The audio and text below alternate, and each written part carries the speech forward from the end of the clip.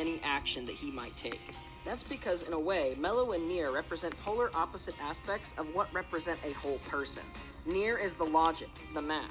Mello is the emotionality and the ego.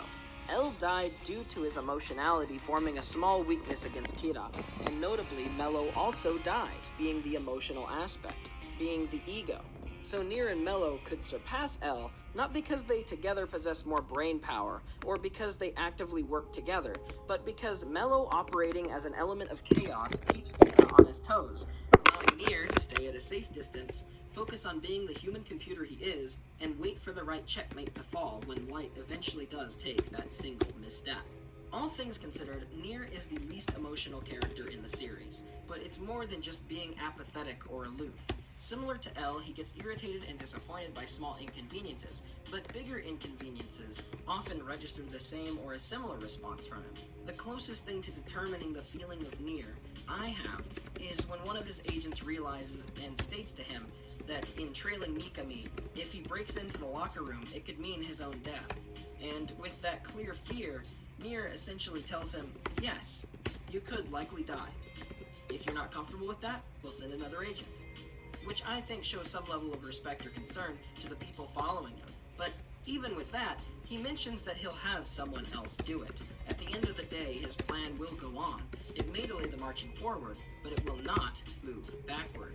The thing that ultimately gives Nier the advantage against Light, however, is that while L and Light contained their own justice, own ego, and L just cared a bit more about the people around him, Nier possesses little to none of that. The series makes no attempt to be subtle. Nier sees this entire situation as a game, a fun, albeit serious, strategy game between two players. Only difference is, while the world is the playing ground, the world is not their stage. Nier never intends to share the existence of the Death Note. He doesn't intend to tell anybody that L caught Kira. He doesn't intend to make any sort of public victory. Instead, he wishes to just have Kira eventually stop working and fade into the past. There is no ego in it. He even openly considers himself to not be as great as L. All he cares about is winning the game. For once, we see something far rarer between two parties in a story. Not two rival justices, but one justice versus somebody who is acting amorally to justice, with the person apathetic claiming victory and preventing the murder of many people. Storytelling-wise, they even end up framing Nier in the final moments with a classic villain mantra, as he states that Light and him are really no different. They both believe what they decide as moral to be righteous. But while one has ego to kill countless people in order to try and change the world to his beliefs, the other acknowledges that it's all that that is. Someone with an ego, a chimp with a machine gun. Nier never saw Kira as anything special. While L helped build Light's ego as a god, Nate only saw a serial killer. Nothing more and nothing less. In a way, the things that Nier lacked of L allowed him to drive his ship more steady, and the things that Light had, Nier had more clearly. And that's what made me realize that Nier wasn't as much of a successor to L the character as he was to Light. He had all of the strength of Light, without the ego and the vanity, the delusions of grandeur. Just this and their ideals separated them really. And that's why Nier, while not Light's most technically powerful adversary, was the most potent for him specifically. In my eyes, that's how just a boy managed against cornering not a god, but another criminal.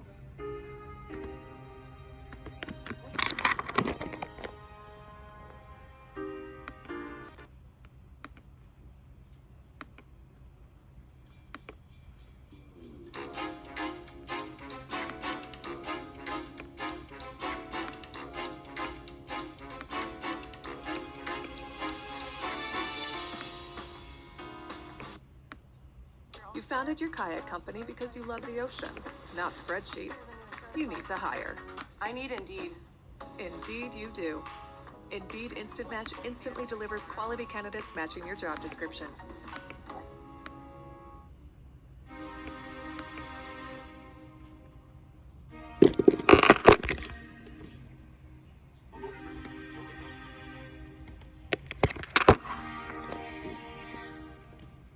The world is a moving organ, a complex machine or system filled with an unremarkable amount of interacting pieces and purposes, sometimes working together in chunks, sometimes opposing each other, sometimes just one cell, just one cog disrupts whole sections of the area it occupies, inhabiting and sending rippling effects through the rest of the device or organism. But really, that's not sometimes. In fact, constantly there are individual elements affecting the normalcy of the whole, to the extent where they don't seem so individual at all, and instead seem like some sort of natural chaos that keeps the system ticking forward.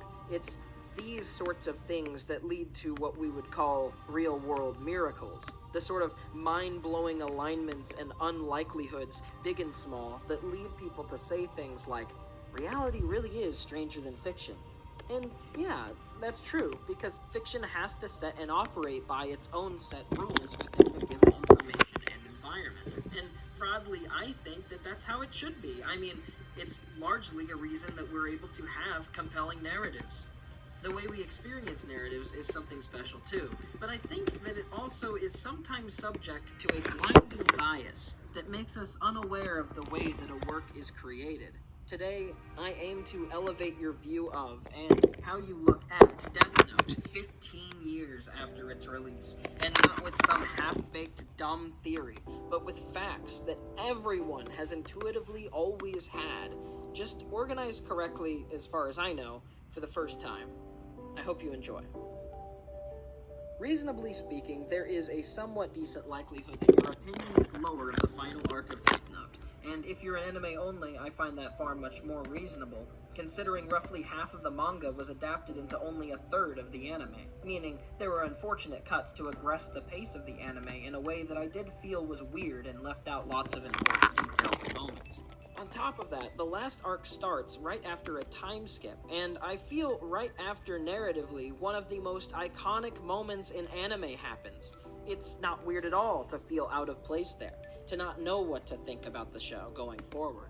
I made a video 6 months ago covering the thematic aspects of the major Death Note characters and how I thought it gave an understandable context to each of their failings in the form of one of Death Note's very interesting themes, sort of explaining why Death Note's story is as it is. And that video was super well received by everyone. I appreciate it, by the way, and I think that it really grabbed at something untalked about within Death Note. But I still received a consistent sentiment in many of the comments. Nier cheated. L did all the work, and then Nier took the reward. And lastly, Nier got lucky. Even that this series was something they absolutely loved, but they just had to admit it got bad at the end. And you might even mirror this sentiment too, to some amount or another, and honestly, whether or not you do, you will be equally entering uncharted territory with me from now on. Something nearly everybody loves about Death Note are the mind games.